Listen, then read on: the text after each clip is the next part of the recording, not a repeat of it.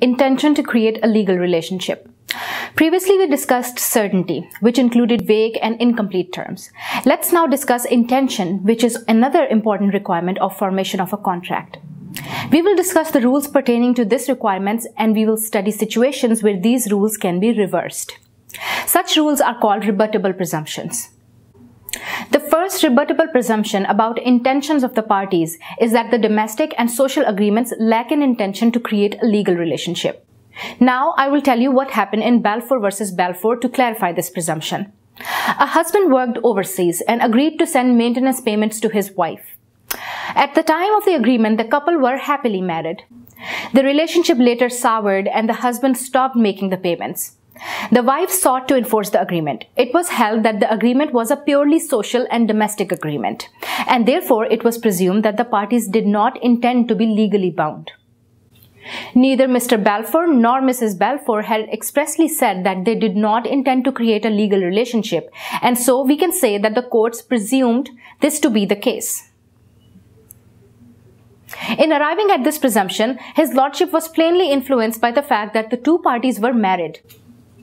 They said, it is quite common and the natural and inevitable result of the relationship of husband and wife that the two spouses should make agreements between themselves. To my mind, these agreements, or many of them, do not result in contracts at all. The fear is that too many cases would be brought before the courts if domestic agreements were legally binding. The floodgates would burst open under the weight of proceedings. Remember that presumption is weaker when the parties are splitting up, separating, or divorcing. Another case of domestic agreement is Merritt versus Merritt, 1970. Mr. Merritt left Mrs. Merritt for another woman and moved out of the matrimonial home.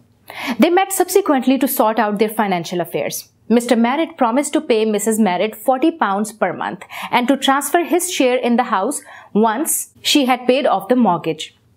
Can you distinguish the facts of this case from Balfour versus Balfour? In the cases where parties are splitting up, their agreements are not as commonly the natural and inevitable result of the relationship, but instead made in order to create specific rights between the parties. This is what was illustrated by the Court of Appeal's decision in Merritt versus Merritt, 1970. It is important to remember that, as in Merritt versus Merritt, the presumption against an intention to create a legal relationship can be rebutted. It is only an initial guess as to what the parties intended, and if the circumstances suggest that two domestic or social parties did in fact intend to create legal relations, the presumption will be reversed. The other presumption is that commercial agreements are intended to create a legal relationship between the parties. In Esso Petroleum versus Commissioners of Customs and Excise, 1976, Esso ran a promotion. Any person purchasing 4 gallons of petrol should get a free coin from their World Cup coins collection. The question before the court was whether these coins were produced in quantity for general resale. If so, they would be subject to tax, and Esso would be liable to pay £200,000. It was held that there was an intention to create legal relations. The coins were offered in a commercial context, which raised a presumption that they did intend to be bound. However, the coins were not exchanged for a money consideration, and therefore the coins were not for resale. So the intention was there, but consideration was not there. This case gives birth to presumption that commercial agreements are intended to create a legal relationship between the parties. Generally speaking, commercial parties expect to be able to enforce an agreement if the other side does not perform its promise and recover any losses suffered as a result of the breach. From our previous discussion, recall that in social and domestic agreements, the presumption may be displaced, for example, by an express statement in the agreement that it is to create a legal relationship.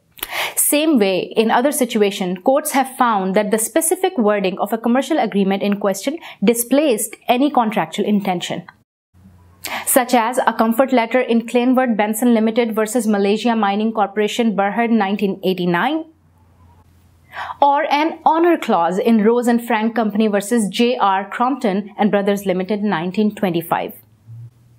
In Kleinwort Benson Limited versus Malaysia Mining Corporation Berhad 1989, Malaysia Mining Corporation Metals Limited, MMC Metals, was a wholly owned subsidiary of the defendant, MMC BHD.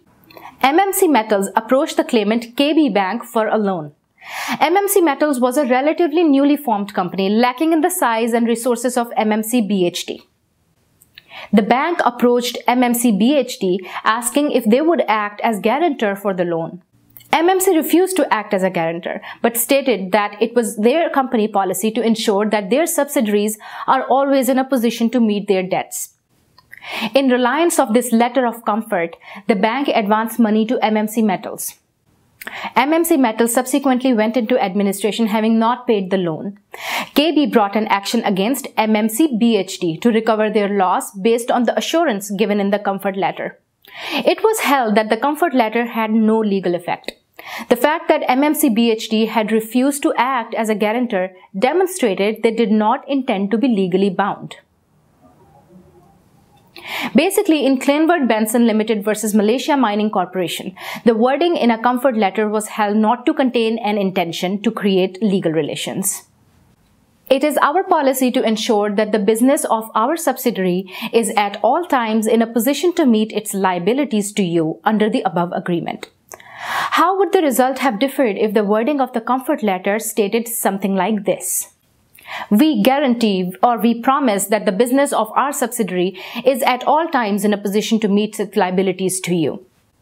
While writing a contract for a company in your professional life, be careful about promising to guarantee or undertake to do anything, as this is more likely to be interpreted as a binding agreement. In Rose and Frank Company, the claimants and the defendants entered an agreement for the supply of some carbonized tissue paper. Under the agreement, the claimants were to be the defendants' sole agents in the US until March 1920.